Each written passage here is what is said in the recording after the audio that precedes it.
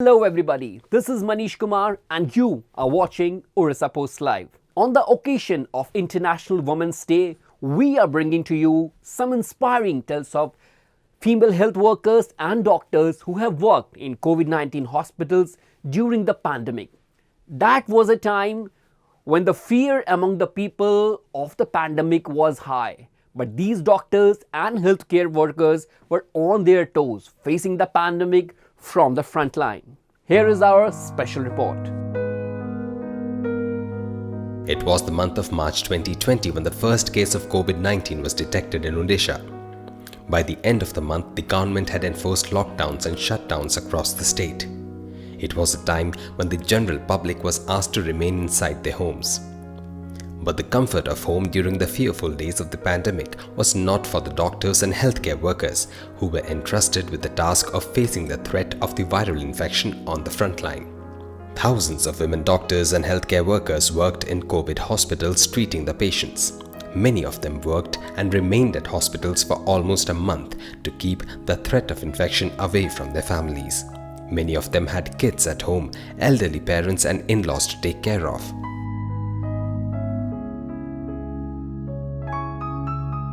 Suddenly they used to come and tell that from tomorrow onwards I am not working here because my father and mother are not allowing me to work here.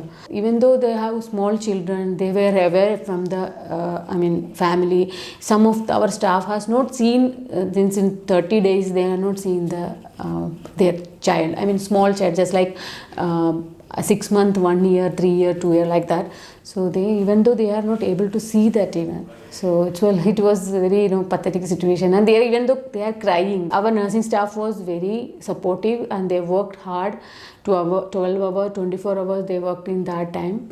At a time managing both family and hospital, that was both hectic of as a female doctor.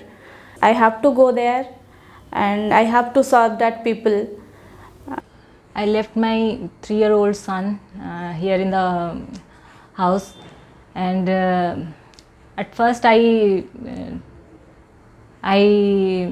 said that I was going to fight with Corona monster, and he happily said everyone that my mother is a COVID warrior and she will fight the Corona monster and this will end soon.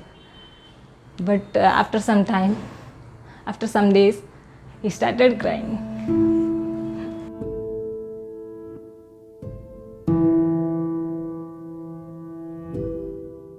On several occasions, the COVID warriors contracted the coronavirus in the line of duty. Many even lost their lives while treating other infected persons. I also got infected. What happened to me in such a situation, everybody got infected, and after when I was infected, our 2-3 people was there with us. However, threat of exposure to the virus wasn't the only challenge the warriors faced. Working 24/7 with PPE kits and masks was another arduous task that they had to mandatorily follow. However, the COVID warriors kept on accepting this task too. That was definitely strenuous because we had to prepare ourselves completely. Even prior going to the ward, it used to take quite some time to wear the PPE, be in the PPE for the entire duration that we had to be there, and that was strenuous. And it was slowly, it was quite hot also. Peak of summer, July in Bhubaneswar.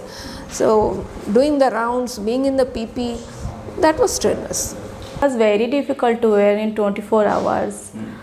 And whole PPE kit with mask and glass, whole body covered with PPE kit and with gloves. These warriors, meanwhile, were also subjected to discrimination by the society. Their neighbors were reluctant to even live near warriors' residences during the initial days of the pandemic, when the fear of the pandemic was at its apex.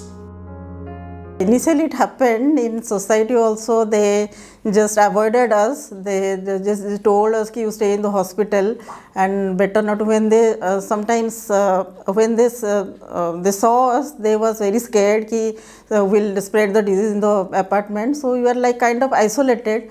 But after few days when we provided service to the society and we are the frontliners, gradually that discrimination got reduced. Now they are used to and they are kindly, but they are happily accepting us as the frontliners, and there is no such discrimination now. At the same time, several surgeons like gynecologists had a different challenge of mandatorily performing surgeries on pregnant ladies when several other surgeons had put elective surgeries on hold owing to the pandemic. All the surgeries we are doing, including like pregnancies and deliveries, are the essential services, so we can never deny that. And apart from that, elective surgeries which can be deferred for few months, we deferred and we managed it medically, and we also gave online consultations during the COVID period for gynae cases. Exactly a year since COVID penetrated the state, these full-time doctors, who also don the hats of mothers and wives, are proud of the services they rendered during the most crucial health crisis seen in the last few decades. We salute thousands of these unsung heroes on the occasion of International Women's Day. I have never considered myself as a female separately, because being a doctor is being a doctor. Whether you treat a male patient or a female patient, a child or an elderly, it doesn't matter actually.